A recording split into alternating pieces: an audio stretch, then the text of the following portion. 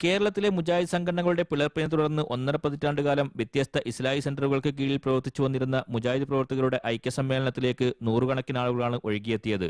മുസ്ലിം ഐക്യസംഘം ഒരു നൂറ്റാണ്ടു മുമ്പ് ഉയർത്തിയ ആഹ്വാനം ഇന്നും പ്രസക്തമാണെന്നും മുജാഹിദ് പ്രസ്ഥാനം ഇനി ഒന്നാണെന്നും ഐക്യസന്ദേശം സമൂഹത്തിലേക്ക് ഊർജ്ജസ്വലമായി പ്രചരിപ്പിക്കുവാൻ മുജാഹിദ് പ്രവർത്തകർ ശ്രദ്ധ ചെലുത്തണമെന്നും സമ്മേളനം ഉദ്ഘാടനം ചെയ്തുകൊണ്ട് ടി.പി. അബ്ദുള്ള കോയ മദനി പറഞ്ഞു.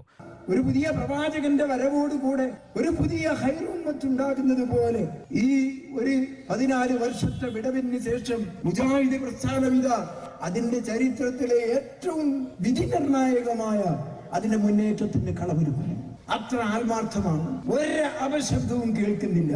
കേൾക്കണമെന്ന് ആഗ്രഹിക്കുന്നവർ നിരാശപ്പെട്ട ഒരൈക്യമാണ്. മൂല്യങ്ങൾ ഉയർത്തിപ്പിടിക്കുന്ന രാഷ്ട്രീയ പ്രസ്ഥാനങ്ങളിൽ മുജാഹിദ് പ്രവർത്തകർ പങ്കാളികളാവണമെന്നും രാഷ്ട്രീയമെന്നത് ധർമ്മവും നീതിയുമില്ലാത്തവരുടെ ആലയമാക്കാൻ ഒരിക്കലും അനുവദിക്കരുതെന്നും അദ്ദേഹം ആവശ്യപ്പെട്ടു. മുജാഹിദ് വിഭാഗങ്ങളുടെ ഐക്യം കാലഘട്ടത്തിന്റെ ആവശ്യമായിരുന്നെന്നും തന്റെ ജീവിതകാലത്തു തന്നെ അത് പുലർന്നു കണ്ടതിൽ സന്തോഷമുണ്ടെന്നും മുഖ്യപ്രഭാഷണം നിർവഹിച്ചുകൊണ്ട് ഡോക്ടർ ഉസൈൻ മടവൂർ പറഞ്ഞു. തീവ്രവാദത്തിനും ഭീകരവാദത്തിനുമെതിരെ ഒട്ടേറെ ഊർജ്ജം ചെലവഴിച്ച സാക്കിർ നായിക്, എം അക്ബർ തുടങ്ങിയവർക്കെതിരെ വ്യാജാരോപണങ്ങൾ ഉന്നയിച്ചവരുടെ ലക്ഷ്യം പൂർത്തീകരിക്കാൻ പോകുന്നില്ലെന്നും അദ്ദേഹം പറഞ്ഞു. അക്ബർ നമ്മുടെ നാട്ടിൽ MSM-ൽ പ്രവർത്തിക്കുന്ന കാലം മുതൽക്ക് പ്രവർത്തിക്കുന്നുണ്ട്, പ്രസംഗിക്കുന്നുണ്ട്, എഴുതുന്നുണ്ട്. എവിടെയെങ്കിലും ഒരു വരി തീവ്രവാദത്തിന് വേണ്ടി അദ്ദേഹം എഴുതിയിട്ടുണ്ടോ? ഒരു പ്രസംഗം ചെയ്തിട്ടുണ്ടോ? ഇല്ലല്ലോ. പക്ഷെ ആളുകൾ ഇതെല്ലാം കൂടെ സലഫി പ്രസ്ഥാനത്തിനെ മോശമാക്കുവാൻ വേണ്ടി കണ്ടുപിടിക്കുകയാണ് ഓരോന്ന്. വിവിധ ജാലിയാത്ത് മേധാവികൾ, ജിദ്ദയിലെ വിവിധ സംഘടനാ പ്രതിനിധികൾ തുടങ്ങിയവർ സംസാരിച്ചു.